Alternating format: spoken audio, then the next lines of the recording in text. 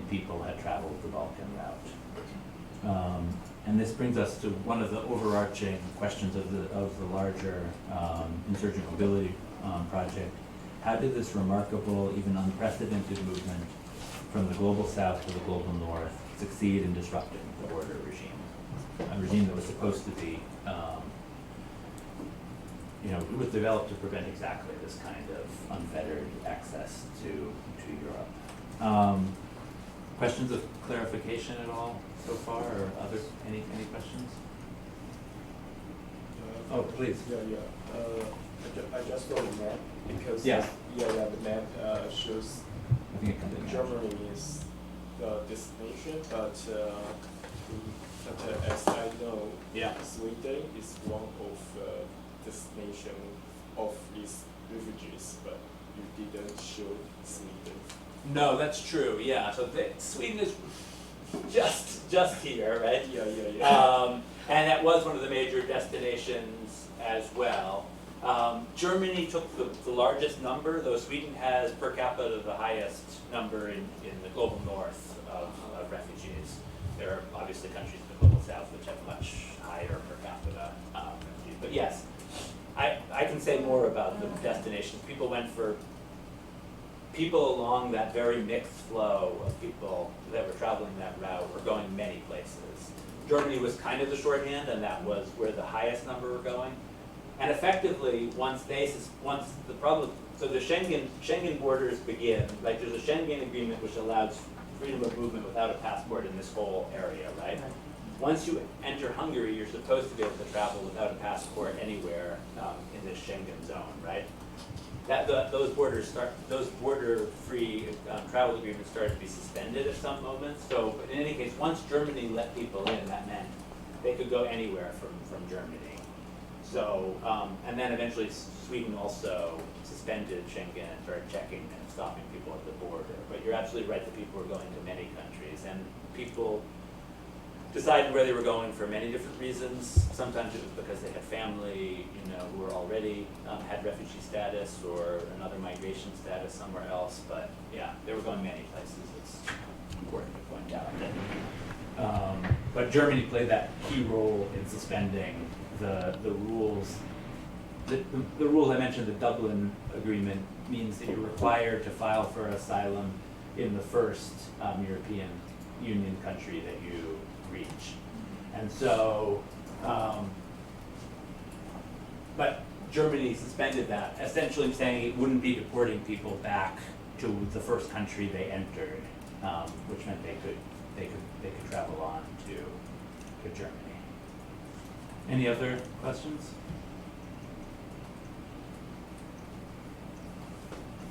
All right, so tell you a little bit about this larger insurgent mobilities project. First and foremost, it's our goal with the larger research project, of which this paper on Ahmed is a part, to narrate the remarkable story of how refugees, and to an extent the radical European activists who often supported them, circumvented, evaded, protested, and at times physically overran the European border regime in order to reach destinations in Western Europe.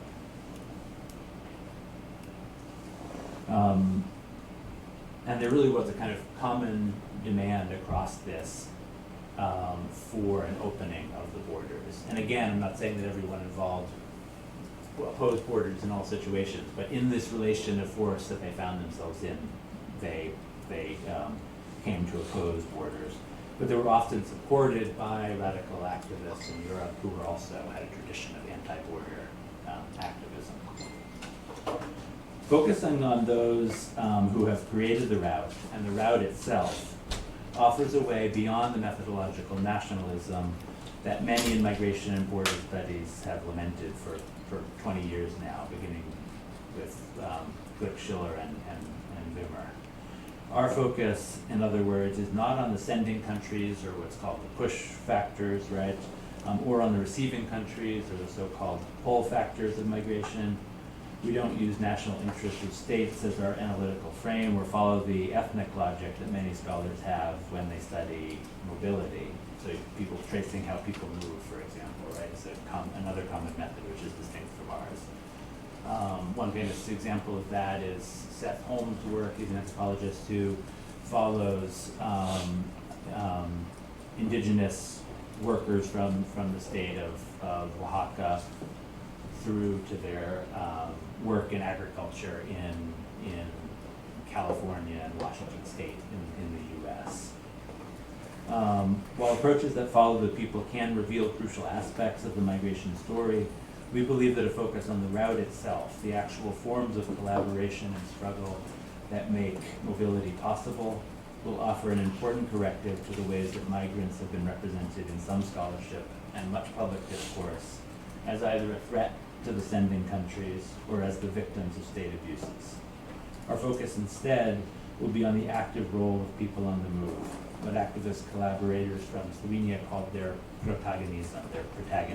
We don't really have agency is the closest term in English, but their role in creating the conditions of mobility and the search for a better life. And we're adopting and expanding slightly an idea from Nicholas de Genova on border struggles. He, along with others in the kind of autonomy of migration tradition, have argued that struggles, collective and individual struggles against borders, especially this is focused on clandestine forms. So the first form of border struggles, and the one that's received the most attention, is clandestine forms of struggling against the border. But what we see in the Balkan route is that clandestine form of migration can transform into a more open form of border struggle in which we see forms of collective action that have most of the trappings of what we more commonly think of as political, right? We see protests, we see chants, we see slogans, we see direct action, we see demands, right? But these two are, of course, as we'll see, and looking at the Balkan route, are totally entangled with each other. The clandestine form of border struggle and the more open political form of it. And there's even a murky line we can see as we get deeper into this.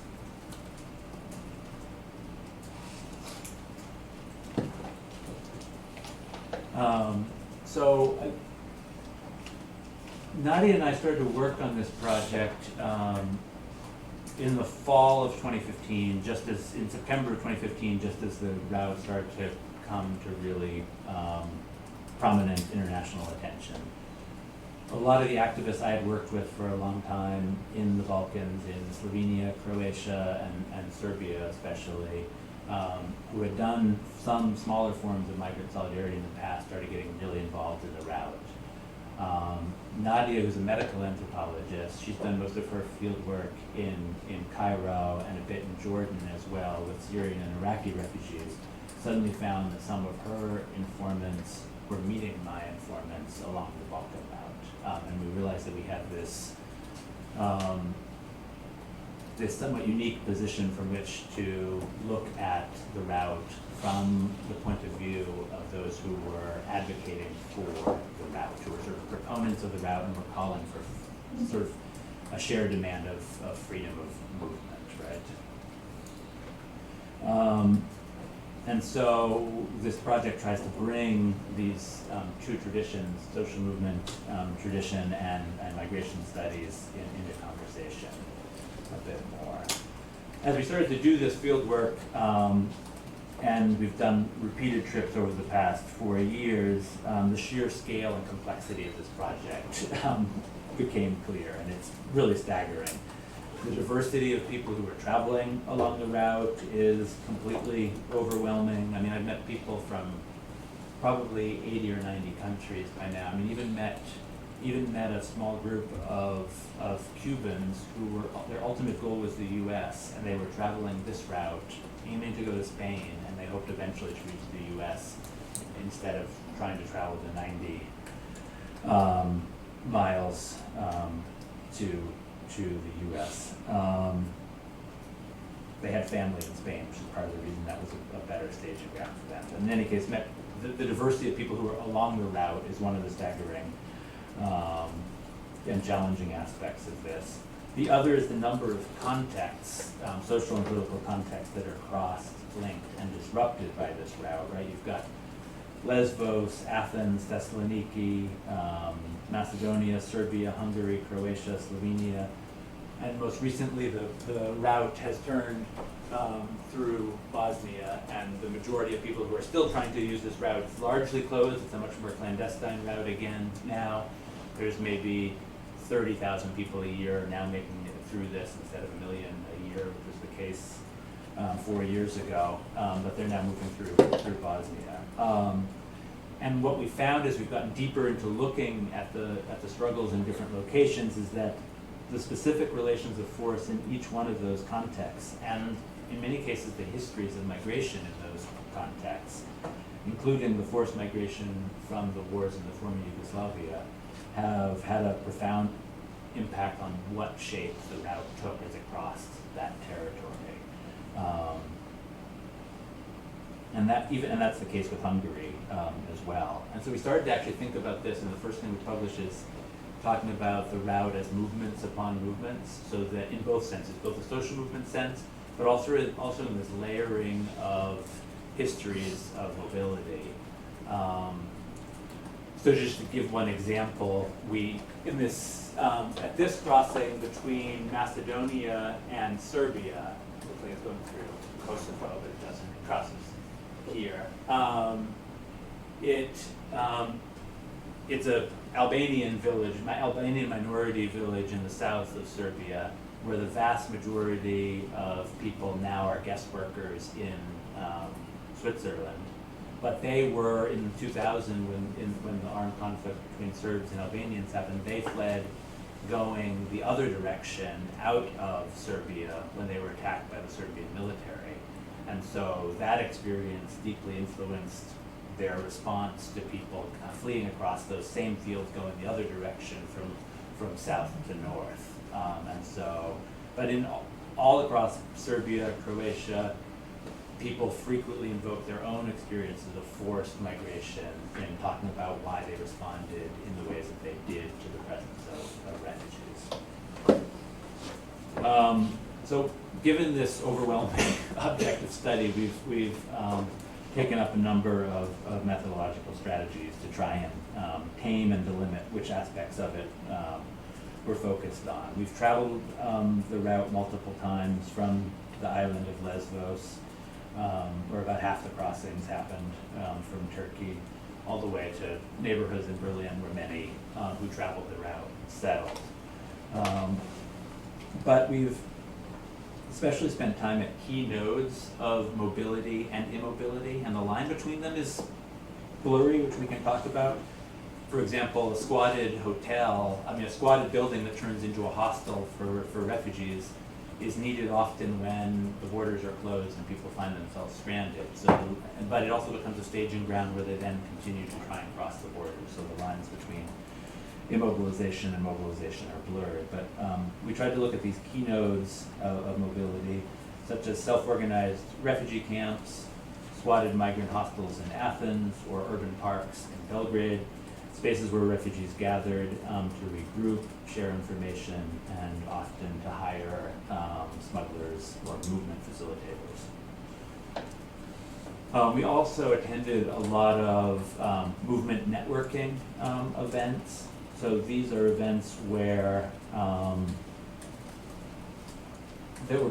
have two goals, both to improve collaboration among solidarity initiatives that are scattered along the route and often find it difficult to stay in touch with people working elsewhere, and also to give a sense of the route as a common object, to be able to think together about what is the larger context in which activists and migrants are struggling against borders. So just some examples of those: we went to a defencing festival straddling the Croatian and Slovene border, a no border camp in Thessaloniki, and an activist conference in Budapest, Hungary, titled, quote, "Resistance Along the Balkan Route, Reflections, Exchange, and Future Strategies for United Struggles," end quote.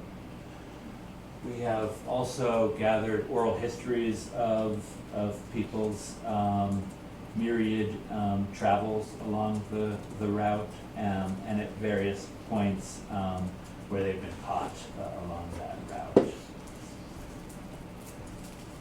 And we've also focused on key events and initiatives that represent border struggles. And I would say that's the heart of how we're organizing our material, is sort of identifying key moments of struggle at the border. And the Ruska riot is one of those. So efforts to open or keep open the route or sustain the social reproduction of those along the route, because keeping people fed, keeping them housed, keeping them in any kind of shape to continue was also an aspect of the struggle for mobility.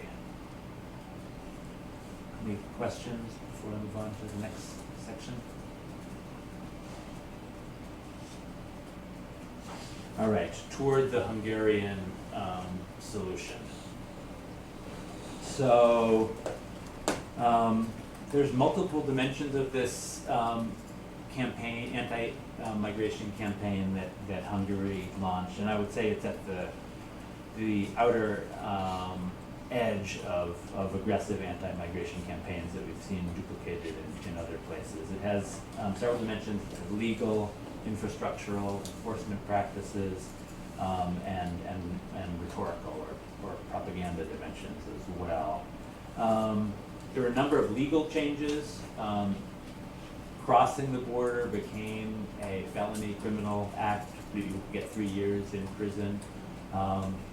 Assisting anyone who was crossing the border became a criminal act, and that didn't mean taking money as a smuggler. It meant even driving someone for free in your car. It meant offering them food became a crime.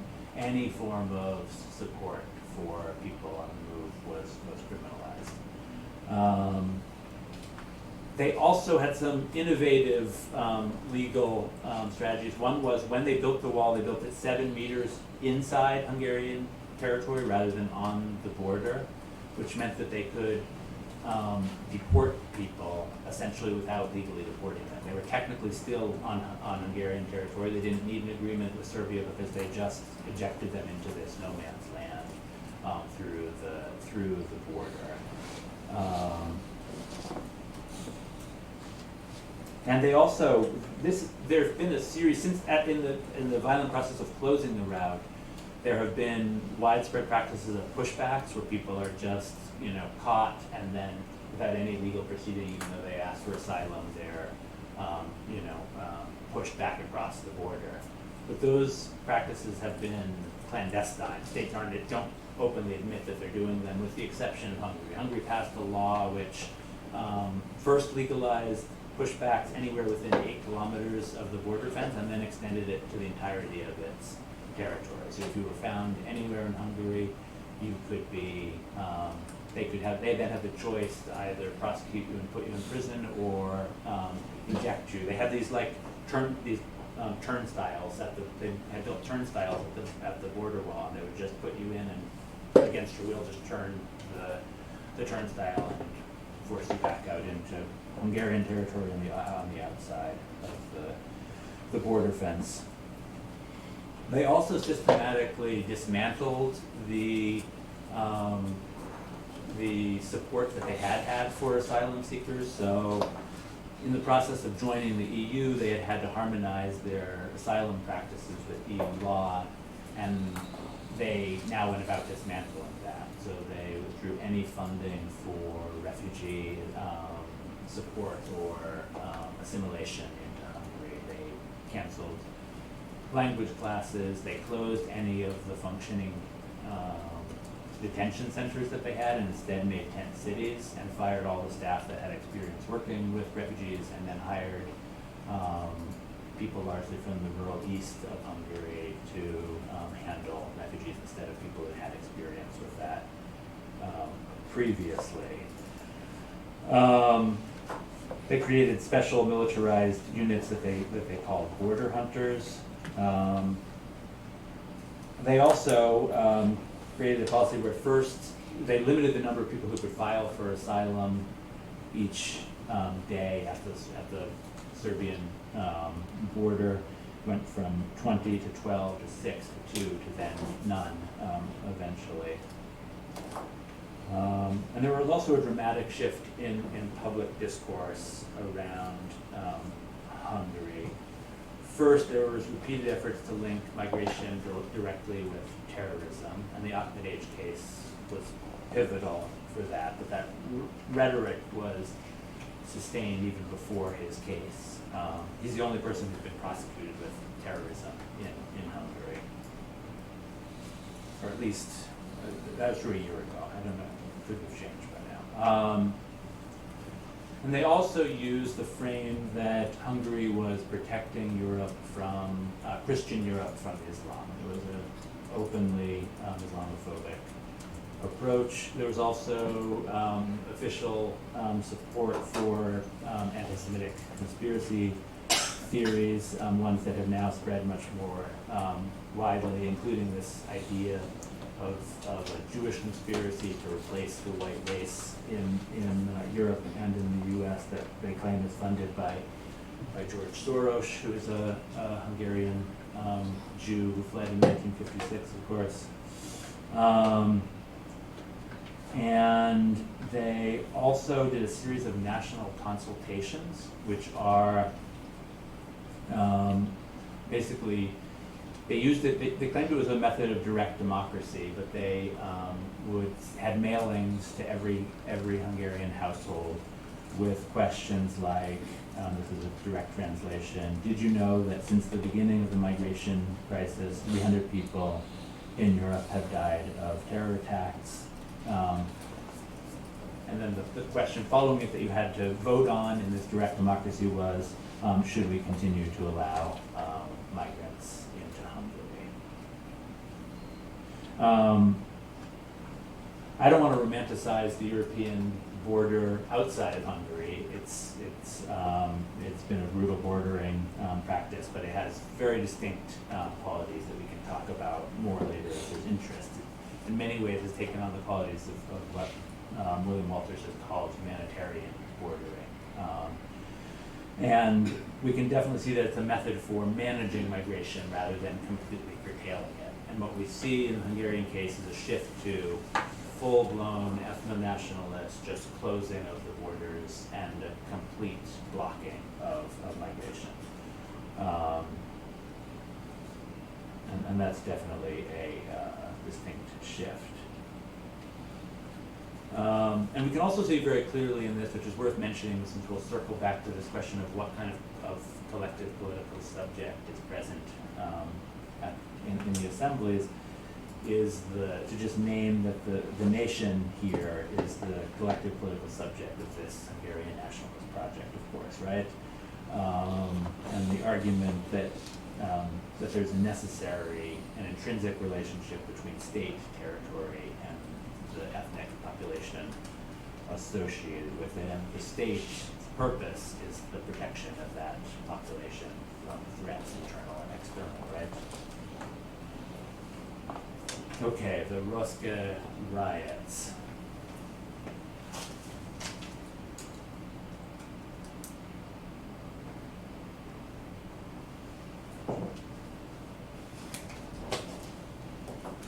But that video did not successfully load, so I'll describe what happened. Can you reload it? Yeah, it's not there.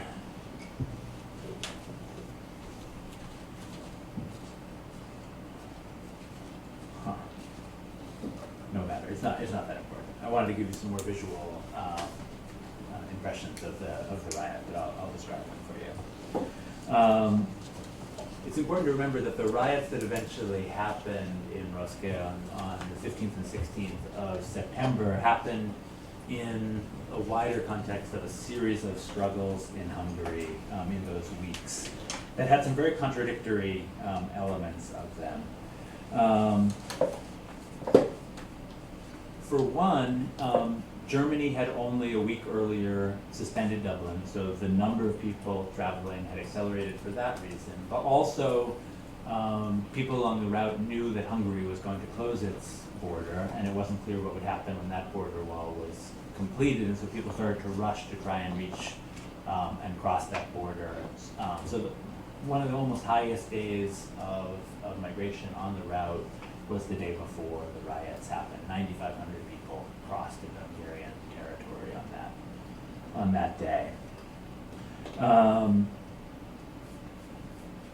But Hungary's responses were really contradictory, as were states all along the route. At different points, states tried to close their southern border, right? All this migration is going from south to north, and then it disperses in more complex directions. But at least through the Balkan route, we're talking primarily from south to north and a bit from east to west as well, right? But what states initially did was try to block their southern border. But once they saw that they didn't have the infrastructure or the manpower to stop this quite dynamic and fluid flow of people on the move, who were all sharing tips and directions on how to avoid the police once they encountered any form of enforcement. And people were starting to come in such large numbers that the police had never faced these kinds of numbers and didn't have the infrastructure to deal with them. So once people had managed to cross the southern border, states found that what they wanted to do was actually accelerate that migration because they didn't want people to stay. So they started actually facilitating people moving on, which is, so Hungary was initially, people were gathered in the train station, Keleti station, which is the central train station in Budapest, thousands of people. And nominally, Hungary said it was defending Christianity, but also enforcing the Dublin rules still, and that's why it wasn't allowing them to get on trains to go to Germany. And they eventually put an entire trainload of people and said, okay, we're gonna let you go to Austria. And people got on, and instead they sent them to a refugee camp in the other direction. And once word got back to Keleti station that the Hungarians had done this, that's when the March of Hope started, and thousands of people just gathered their belongings and got on the highway and started walking. And at that point, the Hungarian state, when people started to get exhausted, get sick, there were people pushing wheelchairs, there were people on crutches being carried, there were babies being carried in car seats above people's heads. They finally instead started to actually facilitate mobility finally once they saw that they couldn't contain people. So you had these contradictory things happen until Hungary closed that border. And so the people arriving had left, in most cases, 5, 6, 7 days earlier when they heard that Germany was going to welcome them. They'd left from Turkey, where there's about 3 million people from Syria alone, as well as many other people from many other countries. And so people had this high hopes and anticipation of crossing, and then they found the border slammed in their face, right?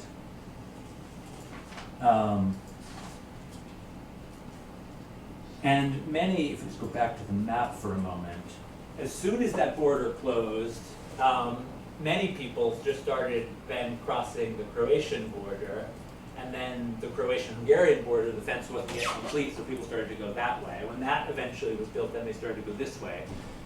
But it was incredibly, as I said, dynamic and fluid flow of refugees, people on the move. And I was thinking about that, and one of the slogans from Hong Kong as well, be like water, right? Yeah, be like water, right? And thinking about that in many ways that describes the way this route went. There were some direct confrontations like Roska, but in general, people sort of swarmed over and around state forms of blocking their mobility.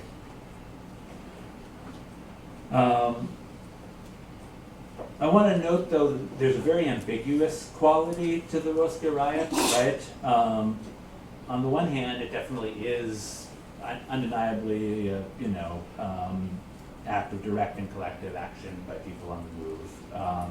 On the other hand, though, given the Hungarian solution that I've just described, the conflict between police and unruly migrants having a pitched battle with the police at the border was the perfect kind of border spectacle to confirm the Hungarian reasons for the Hungarian public why to make this border wall and why to militarize, right? So it definitely just further polarized those relationships, and most of I have read, I want to say dozens, at least 30 or 40 different accounts of what happened on that day, and you can't get to the bottom of what happened. But it seems